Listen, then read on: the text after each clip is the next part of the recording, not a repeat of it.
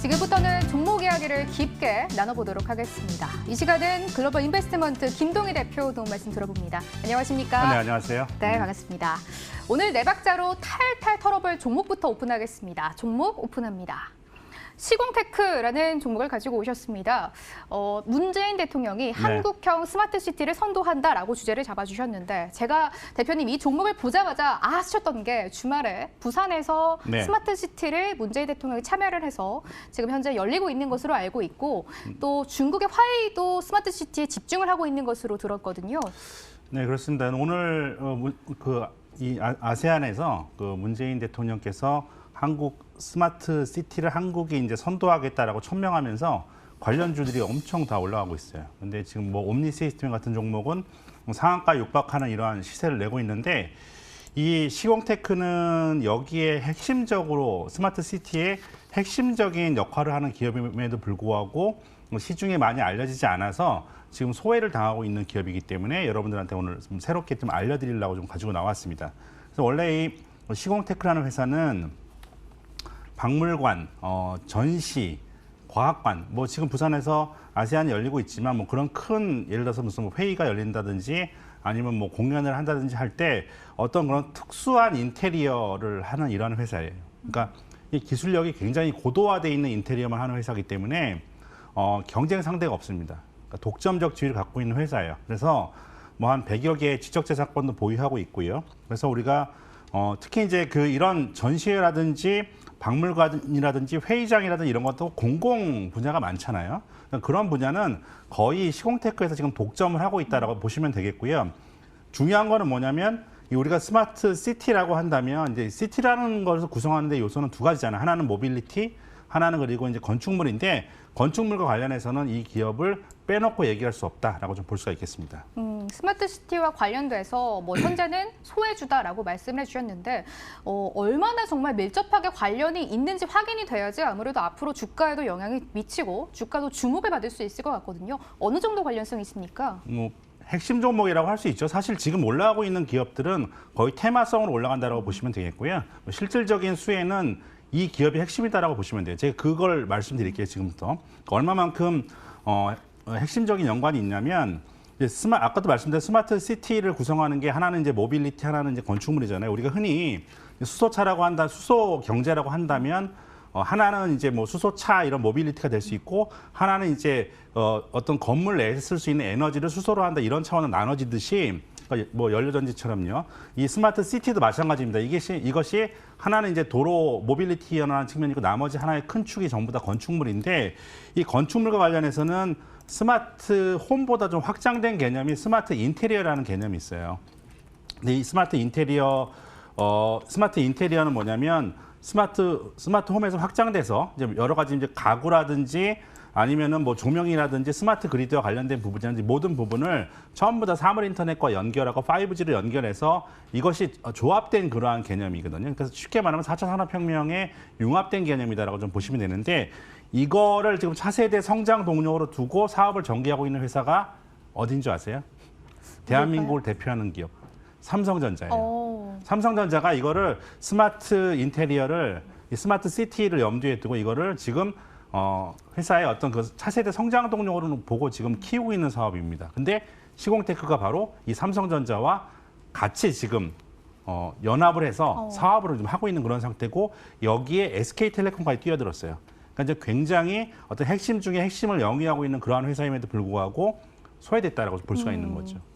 스마트 시티에 이어서 이 모멘텀 붙을 수 있는 게 하나 더 있다고 들었는데 바로 화성 테마파크도 연관이 돼 있다라고 들었습니다. 아무래도 화성 테마파크 하면 뭐 70조 원의 경제 효과를 유발하는 것이고 뭐 아시아 최고 수준의 테마파크다라고 기대감이 어마어마하거든요. 관련된 것들이 있을까요? 관련된 게 아니라 아까 전시, 박물관, 테마파크 이 사업이 주예요. 이 회사는. 그렇기 때문에 화성 테마파크와 관련해서 가장 역시 마찬가지로 핵심 종목이죠. 그러니까 이 종목이 박물관이라든지 어떤 뭐 테마파크 이런 얘기가 나왔을 때 무조건 과거에 올랐던 회사예요. 그러니까 우리가 DMZ 테마파크 기억하시죠? 네. 이 얘기가 나왔을 때 가장 먼저 크게 올라갔던 종목이 시공테크인데 이번에 화성 테마파크 관련해서 역시 마찬가지로 뭐 이월드라든지 뭐 이런 종목들이 급등할 때 이 종목은 전혀 반응을 하지 않았어요. 그러니까 뭐냐면 그렇기 때문에 뭐 제가 가져 나온 건데 이 스마트 시티 관련해서도 핵심 종목인데 오늘 다른 종목 뭐 상한가 가는 와중에 못 올라가고 있죠. 또 하나는 화성 테마파크와 관련해서도 실질적인 최대 수혜주인데 이것도 반영이 안 됐어요. 그러니까 두 가지 지금 어떻게 본다면 최근 들어서 가장 핫한 테마가 이제 스마트 시티와 화성 테마파크 두 가지. 이제 화성 테마파크 같은 경우는 홍남기 부총리가 직접 찾아가서 정영진 신세계 부회장, 뭐 이재명 경기도지사 함께 뭐 아주 뉴스에서도 대서특필되면서 사업을 본격적으로 하겠다라고 선포시까지 한 이러한 그 정책적으로 지금 뭐 시장이 좀 어려울 때는 이렇게 정부에서 강력하게 드라이브하고 있는 관련주들이 많이 올라가는 경향이 있는데 그럼에도 불구하고 이 두 가지 핵심 테마에 연관된 유일한 핵심 종목인데 안 올라가고 있다. 이 부분들이 뭐 어떻게 보면은 이 회사로서는 굉장히 좀 안타까운 그런 현실이고 시청자 여러분들이 좀 이 종목은 그래서 지금부터는 전혀 오른 게 없기 때문에 좀 주목해서 봐야 된다라고 좀 말씀을 드릴 수가 있겠습니다. 화성 테마파크와 스마트시티 관련주라는 것을 기억을 해두겠습니다. 아무래도 뭐 실제하면은 저희가 그 영업이익을 봐야 될 것 같은데요. 3분기에 일단 흑자 전환이 됐다라고 들었는데 그렇다면 앞으로도 계속 가야지 주가도 올라갈 것 같아요. 작년에 뭐 특히 이제 좋지 못해서 이제 적자였다가 올해 이제 흑자로 턴 어라운드 했는데 그 규모가 일단은 뭐 살짝 턴 어라운드하는 그런 규모가 아니라 순이익적인 측면을 보면 작년에 14억이었는데 지금 3분기까지만 해도 48억이에요.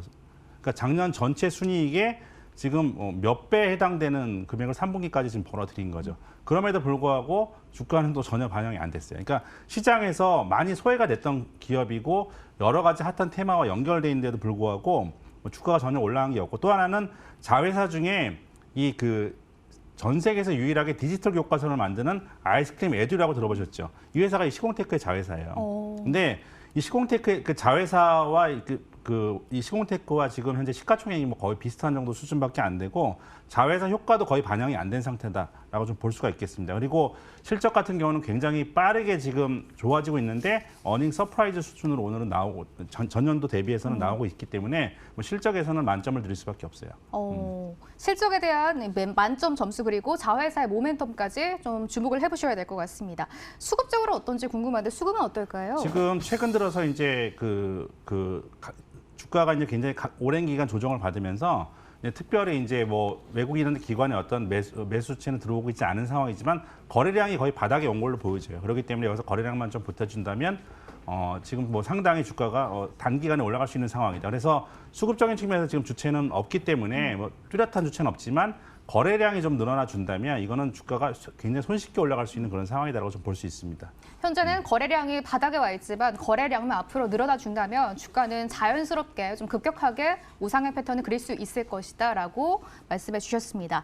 이제 마지막으로 차트와 가격 전략을 들어봐야 될 것 같은데요. 가격 밴드도 이어서 잡아주세요. 네, 이 회사가 올해 상반기에 7,000원대 중반이었던 주가예요. 근데 지금 실적도 좋아지고 있고 뭐 여러 가지 사업 내용도 굉장히 핵심 테마에 접근하고 있음에도 불구하고 주가는 거의 반토막 정도밖에 안 되는 그러한 상황이죠. 그렇기 때문에 장기간 소외를 받으면서 가격 조정, 기간 조정이 완료된 제가 굉장히 좋아하는 패턴인데 저 성향을 아시는 분들 아실 거예요. 바닥권에 있는 주가를 형성하는 지금 그런 성향이기 때문에 뭐 리스크는 전혀 없는 상태다. 실적도 아까 보셨지만 좋아지고 있는 상태고 그래서 지금 상황에서 보신다면 손절가는 한 4,400원 정도를 좀 맥시멈으로 좀 놓고 보시고요. 그리고 목표가는 1차 목표가는 뭐 한 6,000원 정도 선이 저항대인데 요 선까지는 좀 무난하게 가지 않겠느냐라고 좀 보고 있습니다. 바닥권에 다다른 시공테크 일단 목표가는 6,000원, 손절가는 4,400원까지 라인을 잡아주셨습니다. 네 박자 차트 마지막으로 열어보도록 하겠습니다. 차트 오픈합니다. 실적, 모멘텀, 가격에서 만점을 주셨고요. 수급에서는 약간 부족한 점수를 제시해 주셨습니다. 이렇게 네 박자 종목은 김동희 글로벌 인베스트먼트 대표께 도움 말씀 들어봤습니다. 오늘 말씀 고맙습니다. 감사합니다.